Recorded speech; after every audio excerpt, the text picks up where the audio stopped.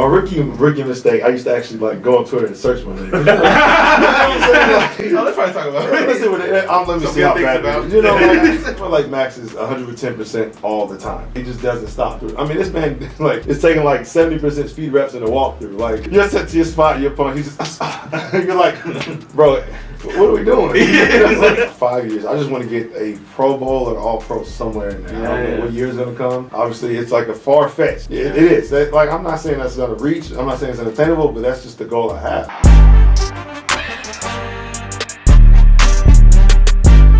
Y'all know what it is. Raiders, bitch. Just win, baby. Let's go.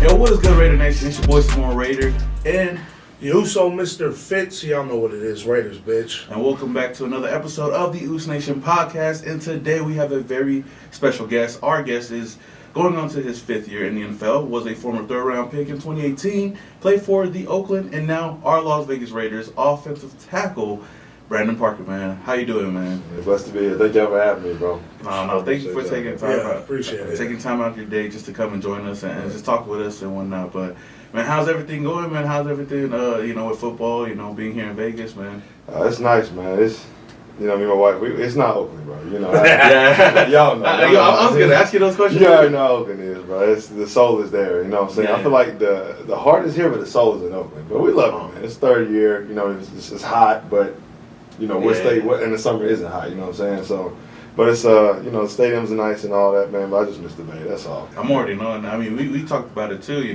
It's going to take some time for Vegas to kind of get that atmosphere. I know it's never going to be the same as Oakland, but, the Raider fans are going to come, I know that you play in the state. We go to a lot of games, but right. you're the one on the field. Right. And sometimes, some games will see more opposing fans than our fans. If you talk sometimes, especially that last Chiefs game. That was horrible, bro, yeah.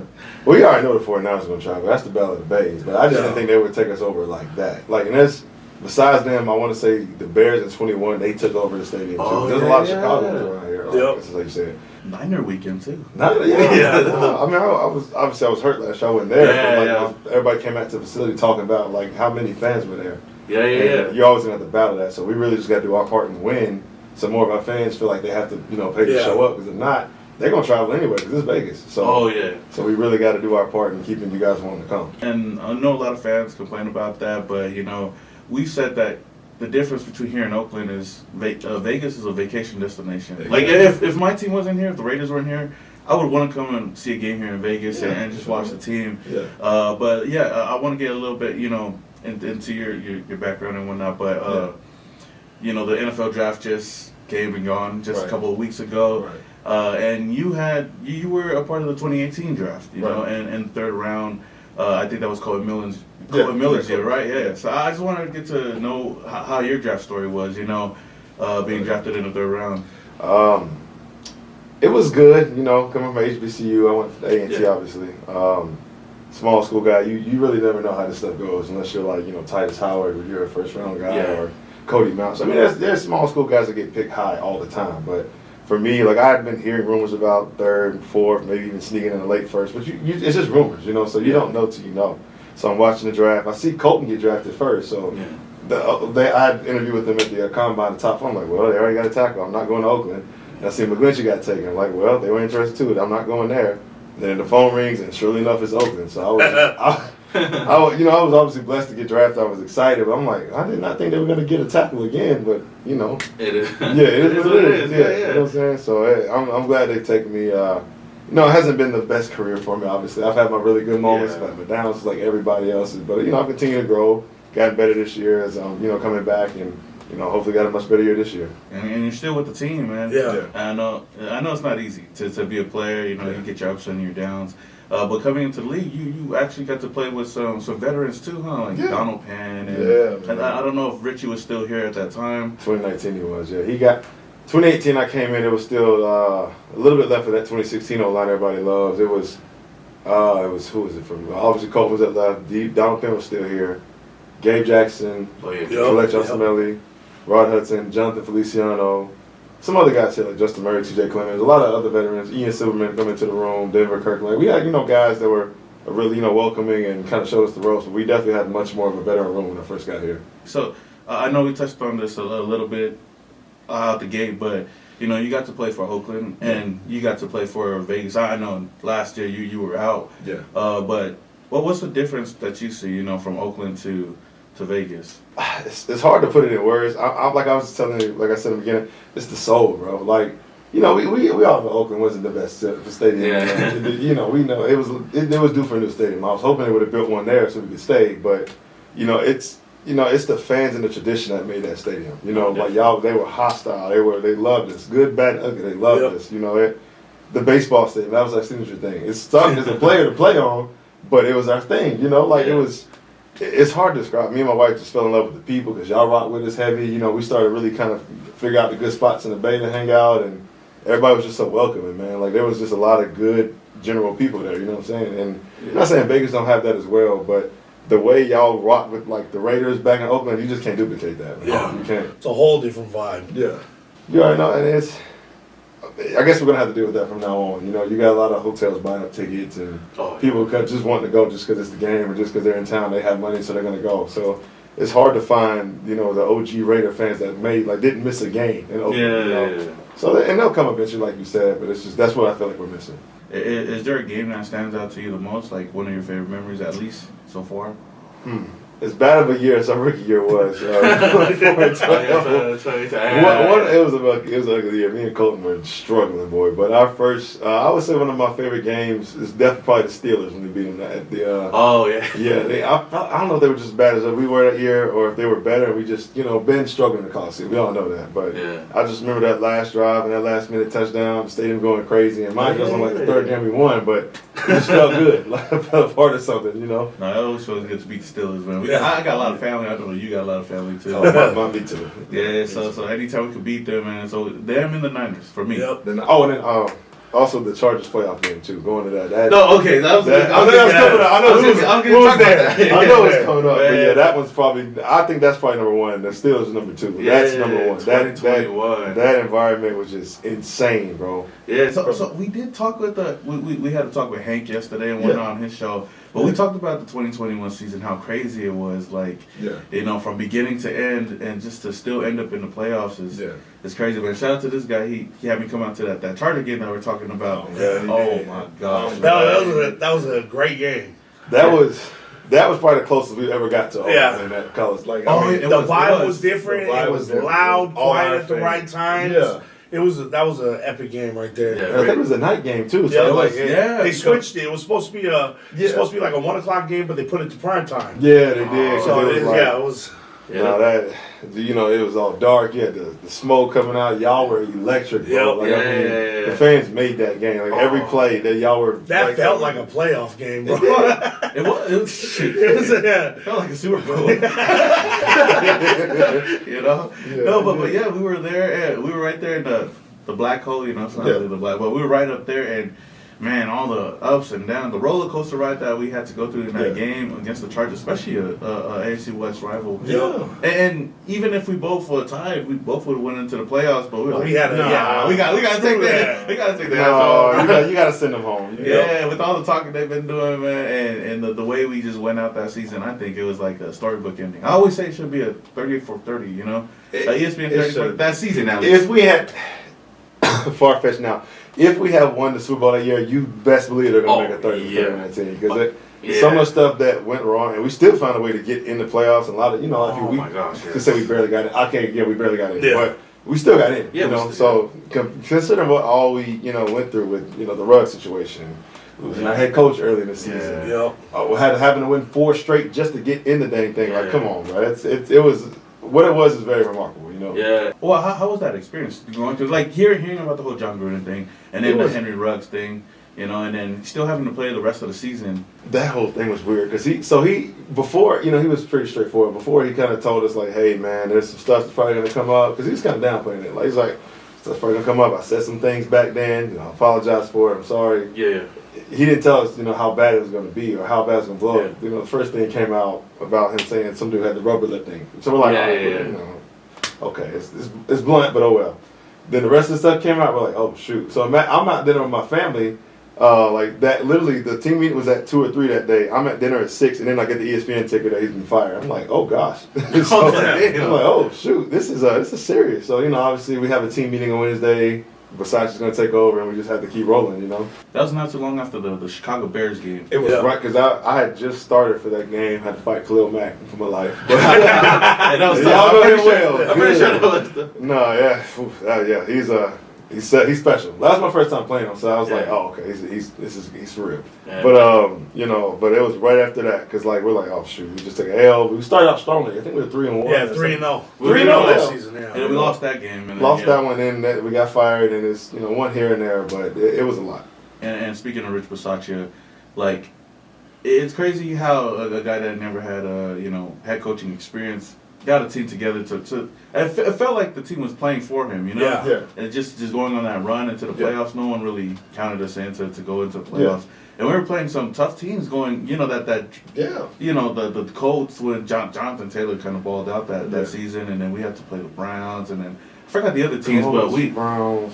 Because we got our tails kicked with the Chiefs, so we were 6-6 going in there with everything kind of in front of us. We got a tail kicked. It was we got a 3% chance, a 5% chance. Yeah. So I think we started with the Browns that week, right?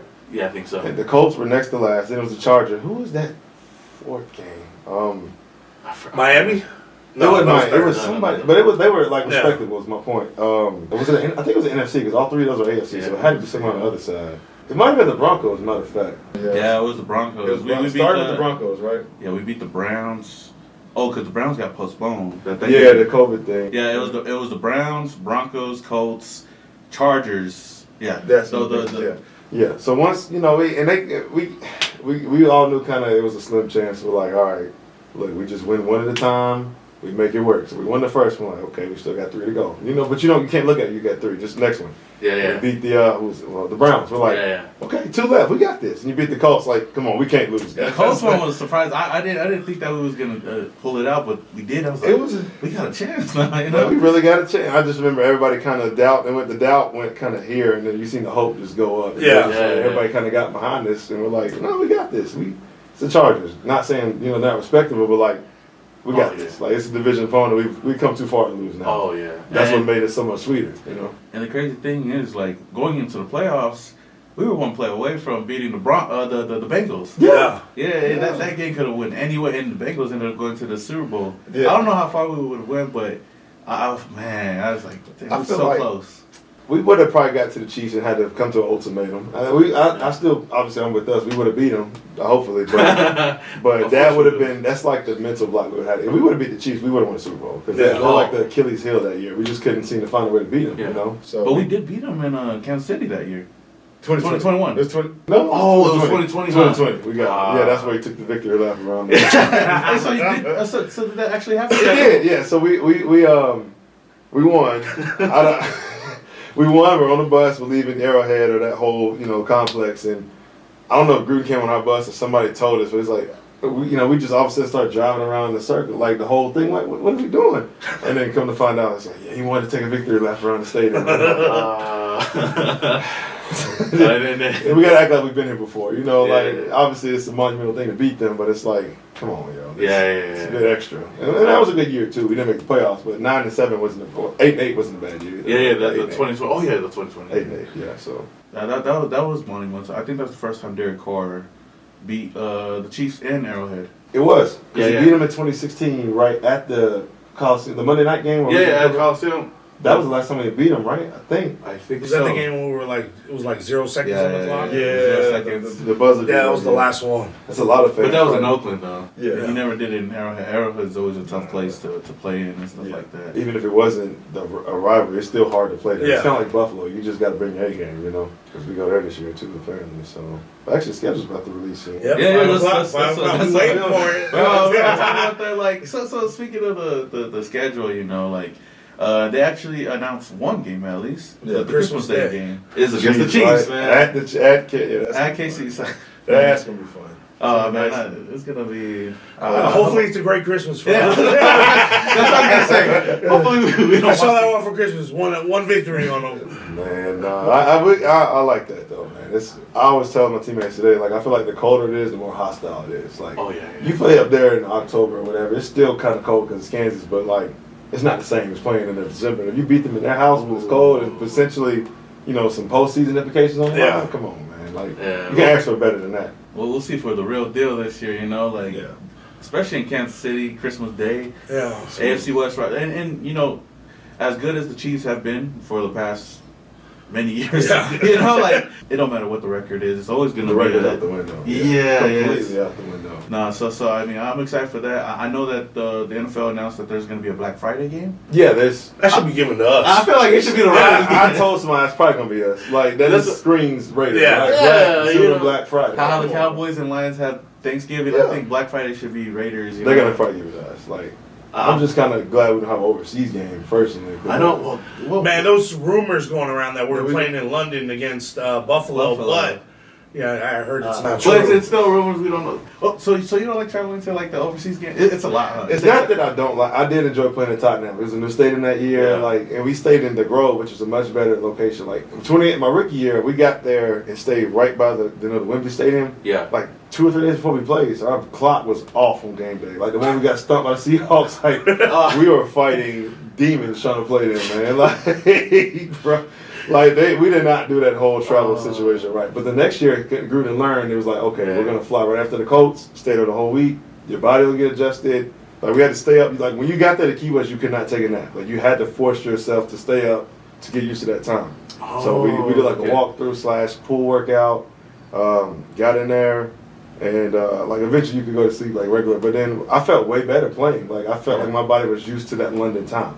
Okay. And we got a better plane going there this time too, so it was better. I know that Seahawks game. They caught Derek Carr slipping. That one picture, I was like, damn. Right. Nah, we always. I don't know why, but it's always a tough game for the Raiders when they go overseas and whatnot. But man, going into the season, man, good thing you re-signed with the team. You're back for your 5th season, man. Like that's a blessing too. 5 seasons with the same team. How do you feel about this new regime, and how do you feel about this season?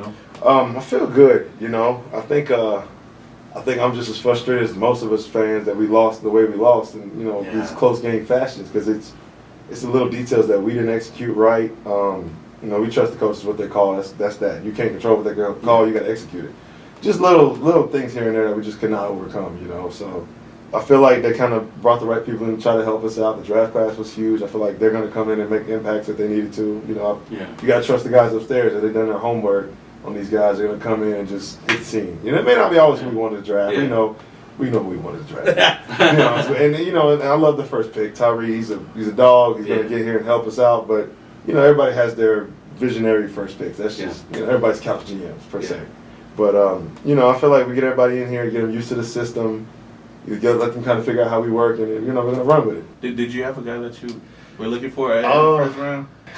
I know there's a lot of guys. Jalen Carter was a guy. A lot of people said him. A lot of people said. I think most people were looking at Witherspoon, but once he got taken off the board, it's like, oh shoot. Okay, so now we maybe a corner. I knew it had to be D-line or corner, and I'm glad it was one or the other. There were some rooms offensive tackle too. I think Parrish. That's how I was about to ask too. No, I'm professional. If they bring the first rounder here, it is what it is. We're grown men about it. You still keep working. Obviously he's gonna play, but it is what it is. It's not the all end game. You just got to try to fill a different role. That's all. But if they had drafted him, cool. If they had drafted another tackle, cool. I wanted defense. I was like defense. Me too. Not even for my job, but just because I feel like that's what we needed the most. Because we got some dogs on defense, but we could use some more dogs. Yeah, no, definitely, always. So and I feel like they added that with Tyree. I'm not gonna sit there and say like we need to get him or him. Look, man, he's a D lineman, he's a dog. We need his defense. Period. Like we'll roll. Let's go. And he's going to be working against you guys in practice. Exactly. So he could get better too. And I mean, how is it going against like Maxx in practice sometimes? Like that man. Or even Chandler, Both. You gonna take some L's, put it that way. Like, it's just because of, in this job you're gonna lose some minimum. They get paid too, especially them too. They get paid, So someone like Maxx is 110% all the time, and that's as you see how he feels. He just doesn't stop. That's him, in the meetings, in the building, in the weight room, and walkthrough. I mean, this man it's taking 70% speed reps in the walkthrough. You're set to your spot, your opponent. He's just you're like, bro, what are we doing? Hey, bro, we're just it's just a walkthrough. Like he says, he only knows to play this game one speed. Yeah. That's really how it was. You seen it in the Pro Bowl. I was gonna say, in the Pro Bowl, this dude was going off. I'm sure Brian O'Neill's looking at him like, bro, come on, man, come on, bro. But that's him, man. Yeah, you just know, with Maxx every day, there is no, and it helps you too. You can't take any plays off. Yeah. You know you're gonna have to bring your egg in and block him because he's bringing his. So if you get used to blocking somebody like that in the game time, you won't take plays off either. So it helps you. Yeah, and we talked to Ike Brown about that too. Going up against a guy like Devontae Adams can only make his game better, and for you to go up against two great edge rushers like that, only help your game out. And not to cut you off, and Chandler's such a technician, still a dog. He didn't have the year he wanted to. We all know that. He's a 10+ sack year guy, so I'm sure he was kind of disappointed. Just we all expected 10 out of him too. That's his thing. That's his track record. Mm-hmm. So. But he still got it. He's a technician. I work with him before practice sometimes. We'll have 2 or 3 reps, kind of ghost reps. See, if I block him, he's like, oh, okay, I see what you did this, that. So let me grab your wrist this time. Just trying to always tweak his game. So, seeing him have the itch to still be great is what kind of, gave us motivation. Here he is, year 12, an established guy, potential Hall of Famer. Multiple All-Pros, All-NFLs, whatever, or All-Pros, or, what is it, Pro Bowls. Yeah. What have you. And he's still, itching as if he's a rookie to try to be the best he can be. So we have no excuse for guys who are up and coming like myself or, guys who are trying to establish them as solid veterans to not go hard. Because here he is still trying to work on his craft at year 12 now, I think. You talked about a little bit about, having struggles in the NFL and whatnot. And I know the penalties can hurt sometimes and all that. And even in social media, I know that there's a lot of fans that could be a little harsh sometimes and stuff like that. Yeah. So do you see that stuff and does it affect your game sometimes, or how do you try to, get past that and kind of forget about the penalties and all that? My rookie mistake, I used to actually go on Twitter and search my name. That's what I'm talking about. Let me see how bad it is. Because every rookie comes into this NFL, they want to be loved. They want to be that guy. They want, especially with the Raiders, as strong of a, support nation we got. Yeah. We want them to back you up. You want that kind of Maxx Crosby day one love. You want everybody wants that. So I didn't have a great year. Or Colton didn't. We're getting just bashed. So I'm like, okay. 2019, I still was doing a little bit. Still didn't have a great year. So I kind of just backed off. So 2020, I feel like was the year I finally started putting together. I was still in swing role, but only surrendered 1 sack that year. I started 4 or 5, played 6 or 7 games. I started really kind of stepping in. Got benched after the Falcons, that 1 strip sack, and it was done. Oh yeah. So came in 21. Obviously, Leatherwood got drafted. He felt like he wasn't ready or from the guard. I stepped in. Still kind of didn't have I would say it was a bad year, but it was a solid year, but it wasn't it wasn't great. So but and I had love-hate kind of that year. Some people were rocking with me, some people weren't. Mm-hmm. But I just kind of got to a point where I just had to just block it all out because if you. Adrian Peterson, our rookie year, told us, too many pats on the back can set you back. So you ride those highs too high, and you just, everything the fans say, you eat it up, your head swells up, you stop working, you get comfortable, you kind of lose track of the mirror. Yeah. But if you ride too loud on, with the negative they say, then you lose your self-confidence, So you kind of got to find a happy medium in between it, Take your pats on the back, keep it pushing, take the criticism or negative stuff and keep it pushing. And, like we said, you're still here, and you still got a chance to go out there and prove yourself, do your thing, Yeah. And I know we still got Jermaine here. I think they just re-signed him. Yeah. And a lot of fans kind of got on the offensive line last year. Yeah. And I understand in the beginning of the season it was but then throughout the season the offensive line wasn't even that bad. I think. To what people thought. So when people were talking about getting an offensive lineman in the first round, I was like, we don't need an offensive line. We've got some solid guys in it up last year. Yeah, it took. There were so many moving pieces in the beginning because most offensive lines don't rotate. So we all were like, what are we doing? And there was a plan for it the whole time. I just wanted to make sure Jermaine was that guy. And he was. He balled last year. Thayer was that guy too. But they just, they veteran versus rookie. They just trusted veteran. So but he did his thing, man. He's arguably a top 10, top 5 right tackle, based on the PFF and. The rankings and stuff. So, obviously me wanting to get on the field too. That's why I played. Yeah. I had to step my game up. No, You know, definitely. like to even have a chance at the field, just coming off how good he played. Like I've really got to be on my stuff this year because clearly he's going to walk in and be the the starter just coming off how good he balled last year. And obviously he wants to keep playing and earn a contract. So for me to have to try to even get a attempt to start, I got to really like be twice as good as him, or try to be twice as good, and like really pick my game up. So when you see somebody like that who comes in and replaces you and they do it good, it can't do nothing but help you out. Because you realize you got to be that much better to even have a chance. So and it's never no hate in the business. When you want us to win, you see a guy doing this thing you never hate on. You're Exactly. like, hey man, you did great. And I used to tell him all the time, like, hey man, you're killing it. You're doing good. Keep it up. Like you look really good, bro. Like I'm not worried that you replace me. You know what I'm saying? Yeah. So it's saying that like not worried you replace, but I'm not. How do I put this? I was never worried about it, but like now that I see you actually like being the guy I know you could be, like it's like kind of a sigh of relief because it's like at the end of the day you just want the team to be good. You want the Raiders to be good and try to win. So and the fact that he stepped in was helping us do all we could to try to win. Hey, we're good. And it really showed last year, how good the offensive line was. Josh had his best season. How is it blocking for a guy like Josh? I know from his rookie year, you were there from his rookie year up until now. Yeah. Him as a player and just blocking for him on the offense. It's good, man. The same guy you see every day running his Sundays, the same way he's off the field, man. He's about as busy as in the in the facility. Obviously, there's some contract implications right now. It's not there. He needs to get paid. He does. So, pay that man. Pay him, bro. That's beyond my pay grade though. But because I just love him as a guy, I love him. I want him in the building as long as I'm here. And he's a homegrown talent too. Yeah, he's homegrown. Like he's I don't know how his jersey sales is, but he's a guy everybody rallies behind. So. But it's good blocking for a guy like him, man. Like it's, one cut he's gone, maybe even two cuts he's gone. And sometimes like we missed an assignment last season. There's a guy, cutting free. He somehow can avoid the tackle for loss and at least get 1 or 2 yards out of the same thing. Like he can make you look like he can make your worst plays look decent. And you gotta love blocking a guy for like that. There's nothing to worry about. So speaking about blocking for a guy, since you've been drafted, you've been blocking for Derek Carr. Right. And now this season's going to be a whole different quarterback, How do you feel about the Raiders going in a new direction, and how was it like playing with Derek Carr? Man, I love DC, bro. Everybody, I know. He has his haters, just like my haters, just like any guy on the team can have their haters, But man, that was my guy, bro. He, absolute leader, stand-up guy, the Christian man, husband, father, all the qualities you kind of want in your spear point.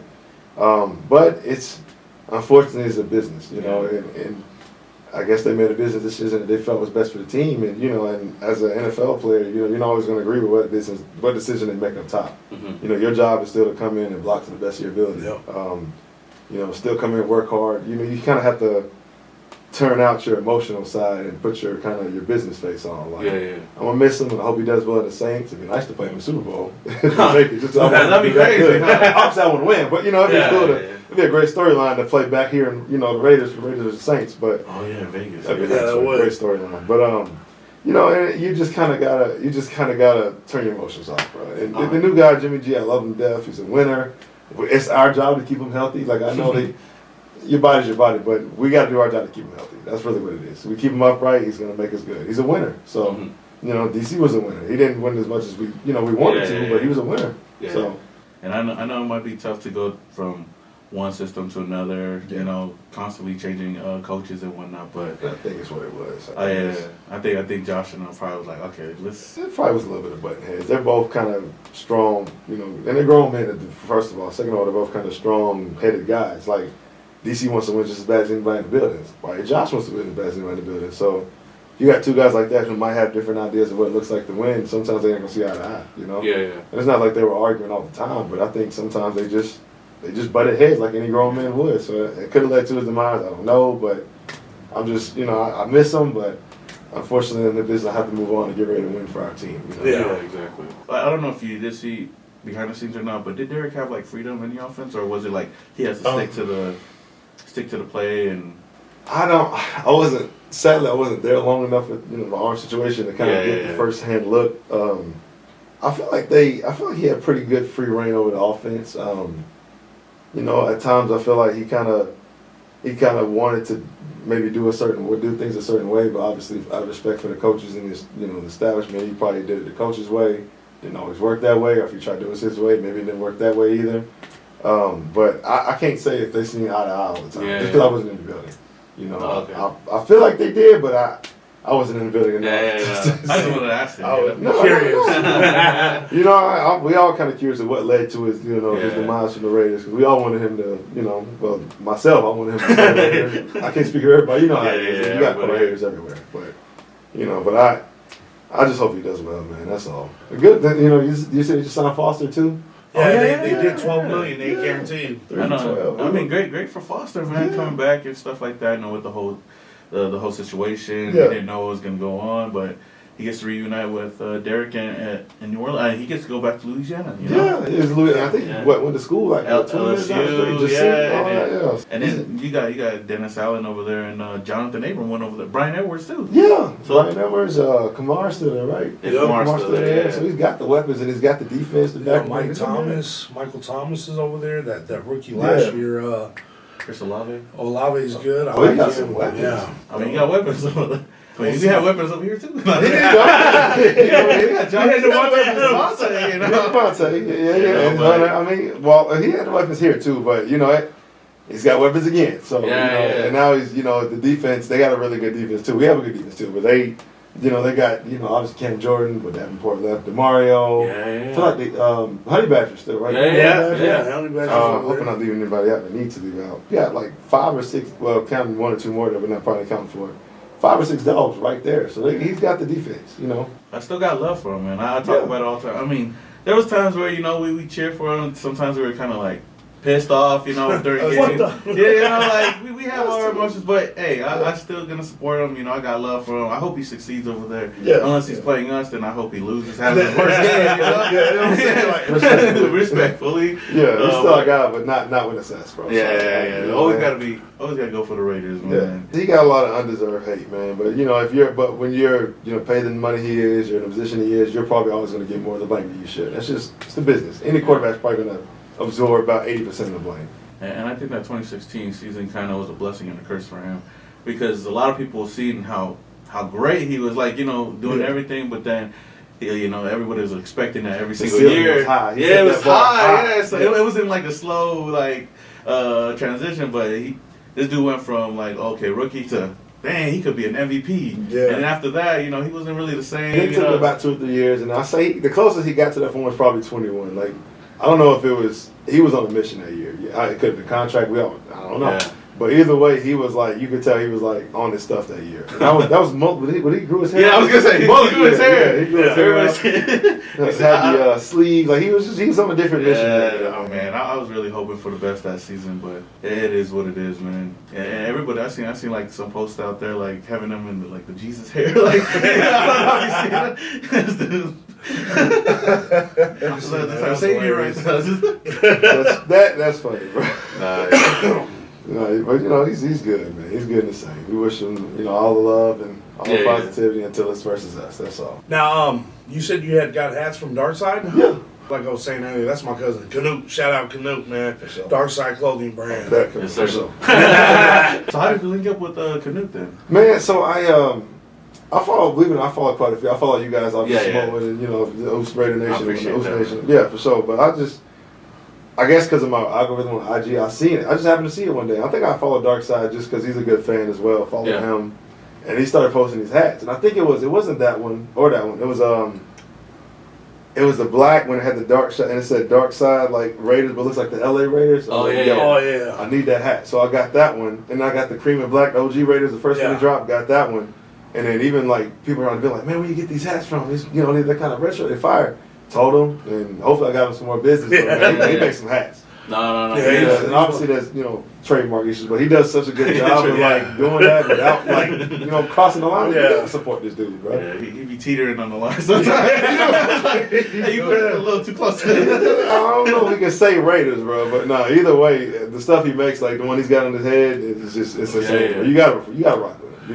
He makes the pins too, right? The patches and stuff. Yeah. He even makes that Leatherman jacket sweater.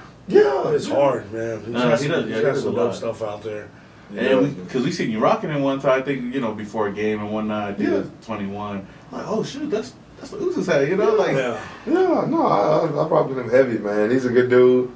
You know, I benefit of the doubt I give to all Raider fans that they're good people. You know, y'all, if you Raider fans, you out people. Yeah. You know, obviously, you might say something I don't like. That's just your job. That's your opinion. You know what I'm saying? Everybody has an opinion. You know, sometimes you get a couple messages or a couple comments in your pictures. You gotta like block and move on. But other than that, man, Raider Nation is it, bro. It is. So in your time in your career, like playing offensive tackle, like who's the hardest like person that you had to go one-on-one against, or like had to play against? I got two. Number one, Khalil. That's not even. I was like, number one. Khalil, boy, this dude here.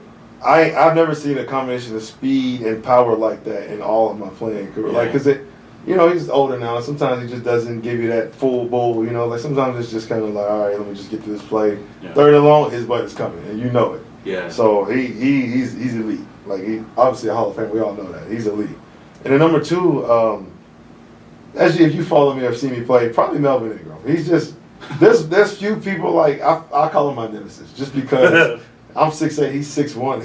He can duck under my punch and just get to my chest right away. Like he's just that leverageable and that explosive. Still in like year 9, year 10, when I started playing him, it's like this dude here is something else. Like, once you figure him out, you can block him pretty well. But he's just one of them dudes that I always just have to like really bring my A game because he just has the same way I know his game, he knows my game. You know. Yeah.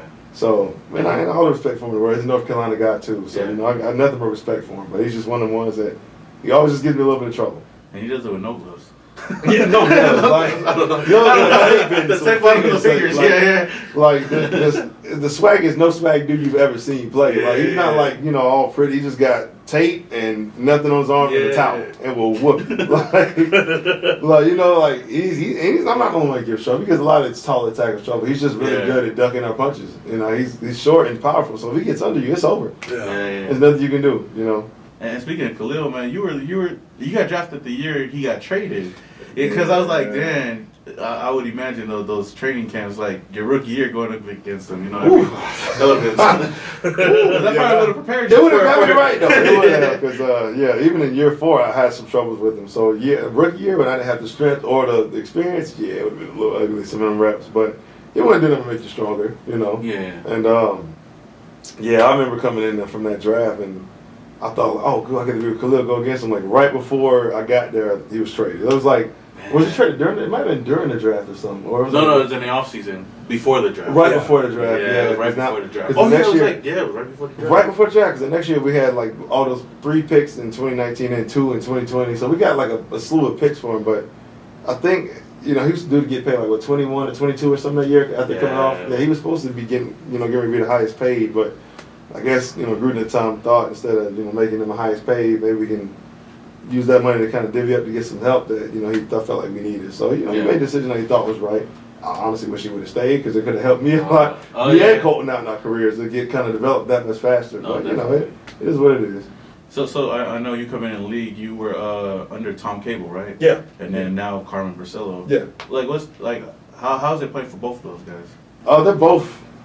Obviously, Carmen's a younger guy, great coach. Cable was like the OG, like his whole aura, very, how do I say this, kind of even keel type of guy. He'd get on your butt when you need it, obviously, and I needed it a couple times, but he treated us like grown men, that was his whole philosophy. I'm not going to babysit you like your kids. I'm not going to yell at you and throw temper tantrums. For one, he's too old for that. Number two, like we're grown men. Either we're going to get it done or to find somebody who will. Bricillo's kind of like that too. He's a little bit more fiery, but he kind of relates to it in a different way that Cable would. Like, Cable would just kind of let you choke you with your own leash in a sense. Like, give you a lot of leash. If you choke yourself with it, I'll pull it back.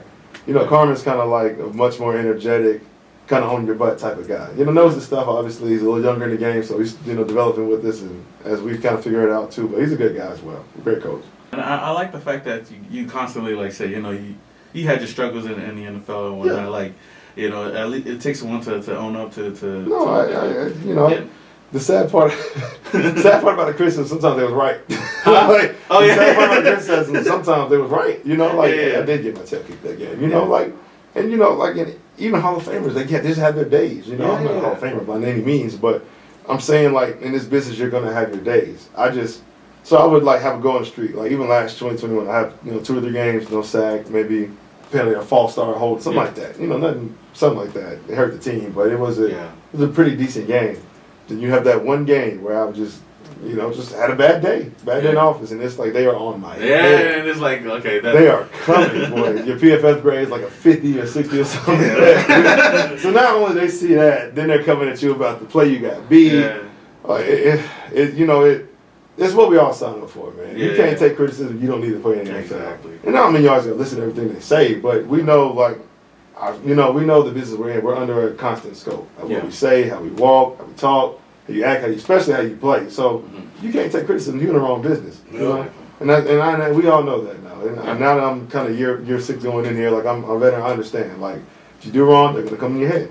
If you do right, they may not say nothing, but when you do wrong, they're still gonna come in your head. So, it's always, and somebody a long time ago said, offensive linemen like air conditioning. They only notice them when you're not working. So, you know what I'm saying? You only notice it when you don't block. So if we're blocking and you ain't saying nothing about my name, I know I'm doing my job because it's like business as usual. But if I get that one job or that one play, I just get destroyed, you're gonna notice. Yeah, so that's how it is. We know that. And it's like us doing social media and stuff, content and whatnot. Yeah. If we can't take criticism, like.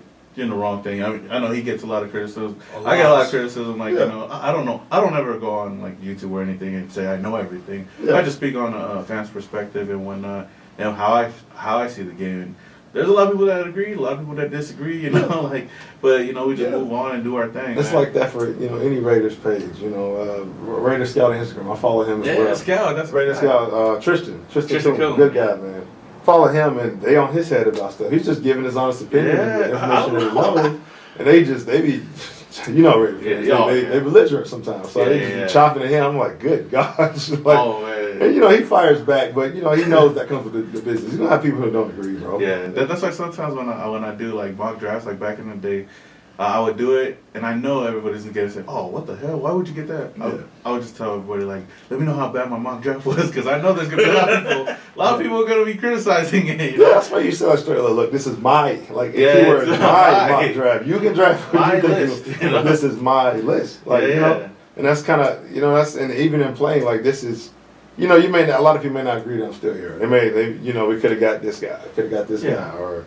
Oh, we could have, let him walk. That's anybody in any position, But like you said, I'm still here.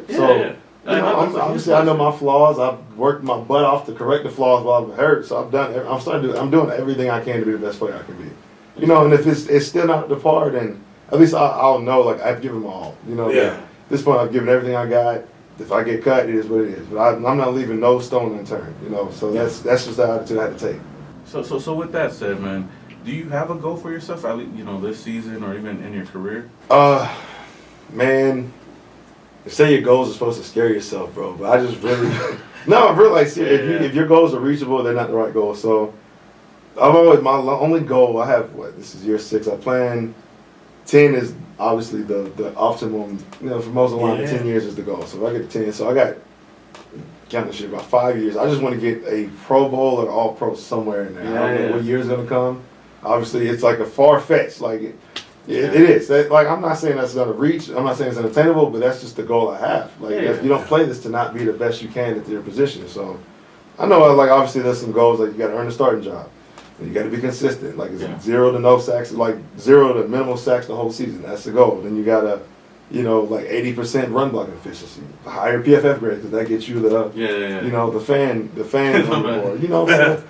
We don't care about PFF, just but the fans do. So if you want the fans to vote for you and bring you in, you gotta perform, via PFF. That's what's hot now. So, and it does seem like at times it's like those are some crazy goals, but that's the point of goals. The point is to go outside your normal reach. Because if my goal is just when you get in there, just do good. That's not a good goal. When you get in there, just be respect, just be consistent. That's not a good goal. The goals are supposed to be the things that seem out of reach, but you got to keep stepping towards them till you get there. Keep pushing, one step at a time. You know what I'm saying? So for Maxx, Maxx has gotten two all pros in a year, right? In a row.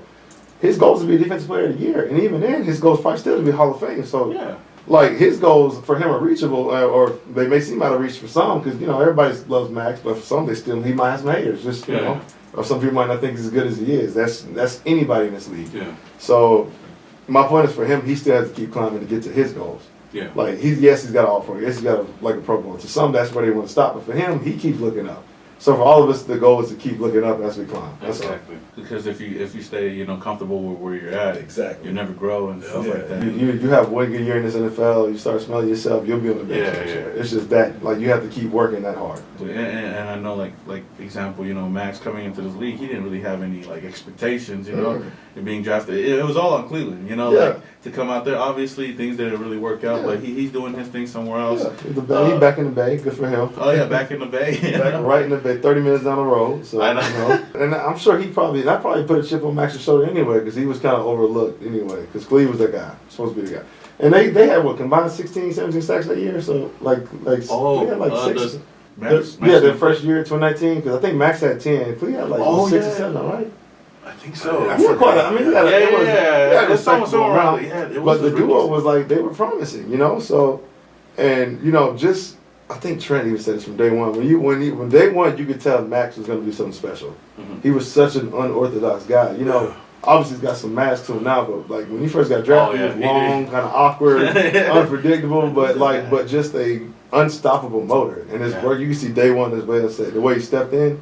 His work ethic, you could tell he's going to I remember when he broke his arm and he was still trying to play. Yeah. When I saw that, I was like, oh yeah, that guy's got some drive in him. No, I was on the sideline going through it. He's like, yeah, I think it's broke, but now just tape it up. I'll go back in. I like you, man. And then he kind of had some FU about him to him, and it just every year he just kept working harder and harder, and just things kept falling in line. So yeah, it worked out great for him, man. Good for him. Being here in Vegas, I know we talked about the weather and how crazy it could be. Because I know when we talked to Andre last year and Colton and stuff like that, they were saying how hot it was last year. Yeah. Training outside, and then this year Vegas has actually been nice. If they actually been nice and cool, little nice wind and stuff out there. I'm a heavy cramper, so it sucks.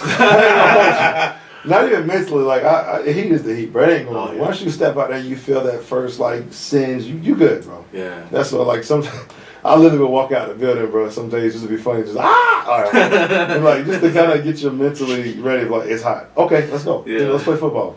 So, but you just really got to be on the hydration, because the way it is out here, it's not humid. So you could be sweating bullets, but it's evaporating so fast. You leave the field, you dang near dry. I'm used to North Carolina where you're going to know if you dehydrate, your stuff is going to be soaked, So you really just got to be on it. You got to be sipping electrolytes all practice, some carbs here and there.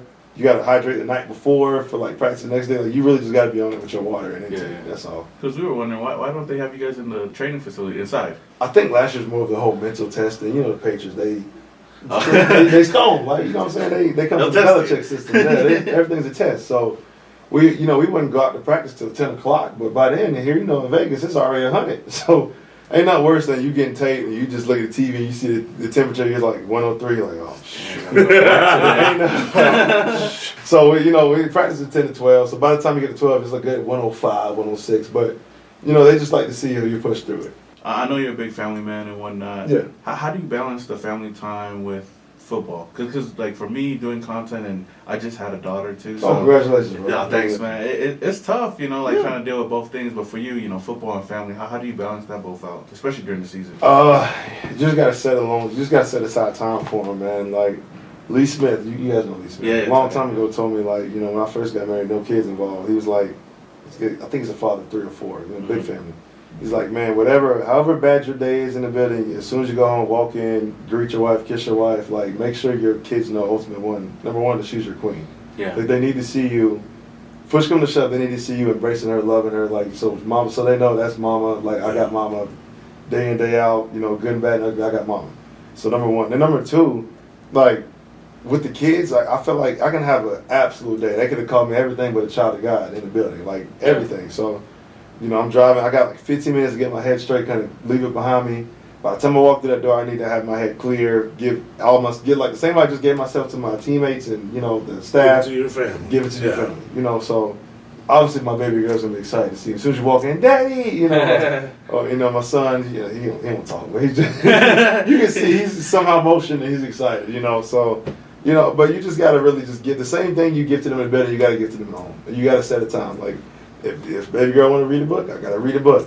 She wants me to put on her show. I gotta put on her show. She wants me just to come in there and sit in there for no reason. Yeah. Sometimes like, Dad, just come to the room. All right, you just gotta go sit there. You know, she just be present for them like you're present for everybody else. So I got a couple of like rapid fire questions or whatever. Like you can just answer these. I wanted to ask you, man, what's your favorite thing to do outside of football? Video games and fishing. Oh, okay. Yeah, I can't fish here. You like me? No. Oh, Yeah, like hell nah. No, You gonna fish something else? Yeah, I got a property back in North Carolina. I got like 50 acres with 2 ponds, so that's where I go fish. I go there to skate. Usually try to leave my phone in the car. Like, just get out there and enjoy bugs, everything. You know, just get away from. Fishing is therapy. Very therapeutic, bro. Sometimes I just put the rod up. I just sit there like by the water, just sit there, just like, this is nice. Like, you know, just to get away from stuff. But that answers your question. Keep it short. Yeah. Speaking of video games, like what do you get into? Man, I ain't got time with the kids. Probably 2K and Call of Duty. So I just switch back and forth between them. Oh damn. Because I used to be a Madden guy as a kid. Yeah, you already know. I used to be a Madden guy, but I tell people all the time, like, it's like going home and playing more work. Like, it's like, I love football, but I gotta leave football where it is sometimes. So 2K is like lets me live out my hoop dreams. Call of Duty is just if I was a military guy, and I've always been playing Call of Duty since I was a kid, so I just gotta stick with it. Who's your squad on 2K? 2K, I'm a Hornets fan, so Oh, you're a Hornets fan? Hornets fan. But if I'm picking like if I'm playing competitive, like and I gotta pick a team, all-time Bulls. Because I got Derrick Rose. all-time. I'm an all-time Bulls guy. Like if we get to play all time, give me the Bulls. Like give me Derrick Rose, give me Michael Jordan, give me A-Train, give me like I'm good. Sheesh. Yeah, I need prime Derrick Rose to get out the way. That's all I need. One cut, I'm going up. We gotta run that sometime. We were just talking to Hank about that yesterday too. Yeah, he's a 2K guy too. Right? He might be mad. I think Call of Duty. Call of Duty. He said he's heavy on Call of Duty, but not Warzone. You know? Not Warzone. Yeah, he said. Okay, all right. Multiplayer guy. What's your favorite movie? Probably either Monsters Inc. or Johnson's Family Vacation. That's hilarious. That's what Cedric did. Cedric. One of my favorite movies right there. Bow Wow. Can't remember the lady's name, but yeah. Monsters Inc. That's Monsters. I was just watching it the other day too. Yeah, I'm trying to put my daughter on. She don't pay attention. She's just like, Daddy, Monsters. Yeah, baby, now watch the movie. You know? She just Tempest fans not there yet, but we're gonna get there. Okay, so favorite song before a game. Favorite song before a game. Ooh. I either gotta play I need Sticky Fingers Man Up or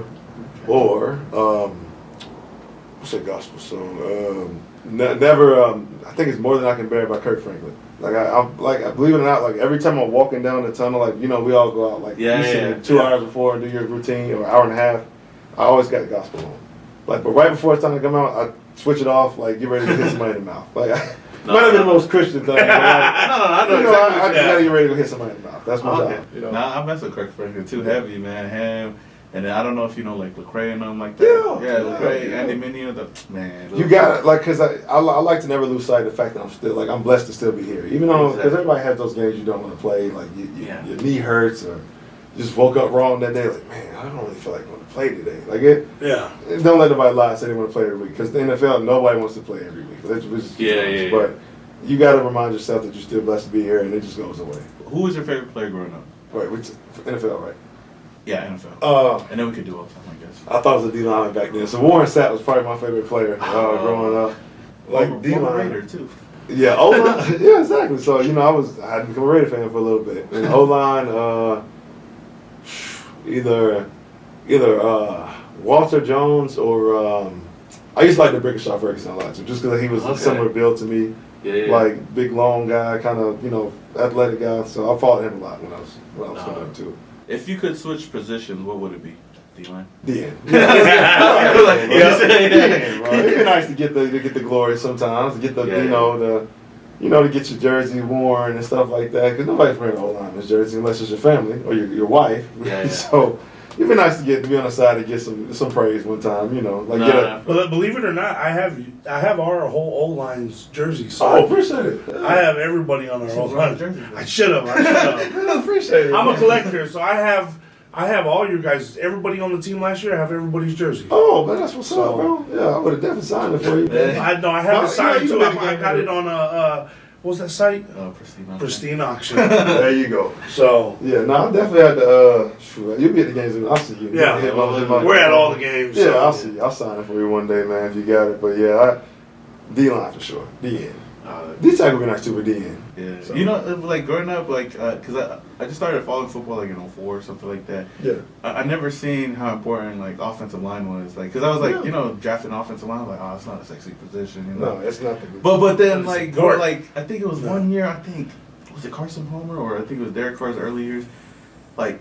The quarterback kept getting sacked. I'm like, man, what the hell? Like, Then you know, we need O-line. O-line is really important, man. It's one of the most important positions out there. Especially recently, because the freaks that are at the DM position are For real, insane, bro. bro. They're like 6'6", running 4.4s, bro. The Like, Miles Garrett's yeah, and the then Garrett. Tyree Wilson. Tyree's might run like a 4. Well, he didn't. What was his 4? Like a 4 or 5? I don't 4, remember, but this dude's 6'6". Every bit of it too. He like towers over. Like he was in the building towering over Maxx. They didn't look at me in the eye. Like that's a big body. Like he can go on the 4 out and probably do some damage. So I see the vision with getting Tyree. So I'm off. Like I can't wait to see this man work. I see the vision. I do. No, for sure. I heard something about his arms being longer than Shaq's. He's got some. He has like they 7. said Giannis. He has the same wingspan as Giannis. Yeah, that long That's arm crazy. is mean. We look at him like, what's up, young blood? What up, Rook? He goes, What up, "What's Rook?" good?" Okay. I can't wait to see him work, man. I Oh, can't. for sure. I mean, we're all excited too, man. And real quick, you know, I know Raider Nation is always like united and stuff like that, For sure. but with the NBA playoffs, they've been a little bit split. You know, you got the Warriors and you got the Lakers. I This is get a big it. Lakers. I don't know if you keep up with the NBA or like the playoffs. 'Cause I do a it's- little bit, yeah. It's been a crazy one, but like I mean, if you had to choose a side, who would it be? Between LA or LA. I'm a LeBron fan, though. So Oh, same. Hey, we.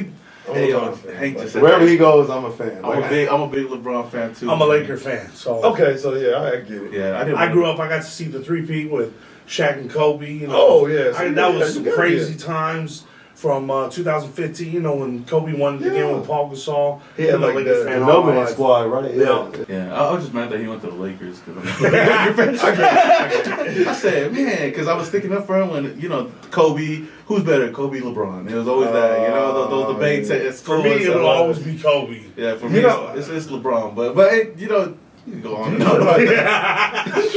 Those debates in school used to. Do you be feel like crazy. even with that? Do you feel like though? Not to go over the time. But do you feel like you notice Kobe's always left out of the GOAT debates? Yeah. When you think about it, it's either Those MJ, MJ, LeBron or MJ. yeah. Right? Like, Those are the top two. Well, For you know, me, Kobe's the GOAT. I mean, I got to see him. I I get never saw I get it. Jordan. I've seen LeBron. For me, Kobe just had that similarities with Jordan. You know what I mean? I agree. So it's I'm a I LeBron love fan too, Kobe, but I yeah. think Kobe's probably the closest thing to Jordan. we've No, seen. no, and I love LeBron, but it just made me mad because I used to stick up for him against Kobe, and then he went to the Lakers. I was like, why? I'm just joking. I ain't got no argument. No, I was like, hey, because my dad is a big Laker fan, just like Yeah. him, but his favorite player was like Magic. And then he used to always talk about like LeBron, that dude's a crybaby, yada yada. And then That's he what came to everybody the said. Lakers. I said, how do you feel? Like, oh man, LeBron's gonna get us a championship. Like, oh, Oh, get out of here.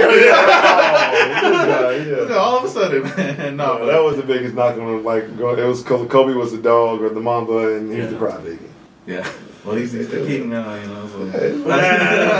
Kobe's the king, but LeBron's a beast, bro. I would love to see, and it's gonna sound bad. R.I.P. to Kobe. I just want him to get 5 rings to match Kobe. Like, No. I think he could. I think he can. I think he can. can. I He still think got. he can.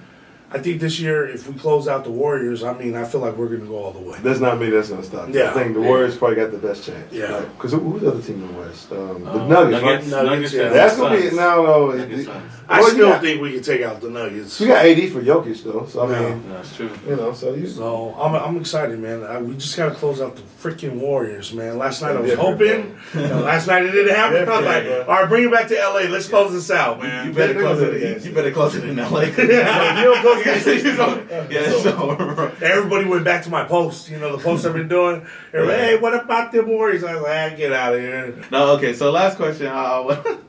I seen this on your Twitter, and I thought, you know, I'm a big Christian too. I know you are. Yeah. And you tweeted out if there was a biblical draft, All right, let me tell you. who would have been in the first round, man? I mean, outside of Jesus, that's like cheating, man. That's what I said. Yeah. Like, like, Jesus Christ. No. Yeah, of course. Yeah. Who's your first overall pick, man? And then you can answer yours. Give me Paul. Oh, okay. Give me Paul. Dang. Why? I'll explain. All the he did a lot of the legwork in the biblical, the Yeah. Bible, as far as like the letters to the the different nations he did. He's been through adversity, obviously, with the one that was persecuting the Christians first. Yeah, and he's been Saul flipped. to Paul. He flipped from Saul to Paul. I feel like he's everything you want in a first round pick or franchise bidder. He's got the leadership. He's got the fight about him. Obviously, he's got the spunk. He was, his heart was pricked. He listens and takes coaching well. Jesus the coach. Jesus the coach. He took the coaching to the team. Yeah. No, it's mostly in the promised land. I don't know how his demise went. I have to be honest with you, I can't remember right now. But I feel like I'm going Paul. I got to go Paul first pick.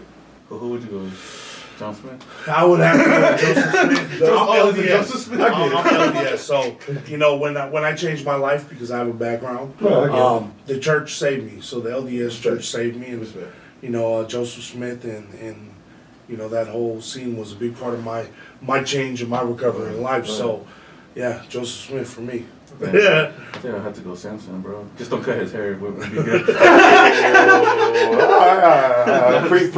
So dreadlock Samson, got you. Dreadlock Samson. Lock Samson, got you. No, that was a funny one though. But hey, I do appreciate you coming on, man. You can let the people know where they can find you on social media and all that, man. Yeah. First of all, thank the Hoops Nation for having me, man. Best podcast in Raider Nation, I say so. But yeah, Twitter at Big Stuff Parker, IG B Parker _70, and Facebook's just for family. No disrespect. I barely talk to people on Facebook, so you ain't gonna get much interaction. But yeah, once again, thank y'all for having me, man. Appreciate you being on. Stay tuned. So with that being said, Raider Nation, this your boy Simone Raider and Mr. Fitz. Y'all know what it is. And that's the end of the episode 5 with our guest Brandon Parker, man.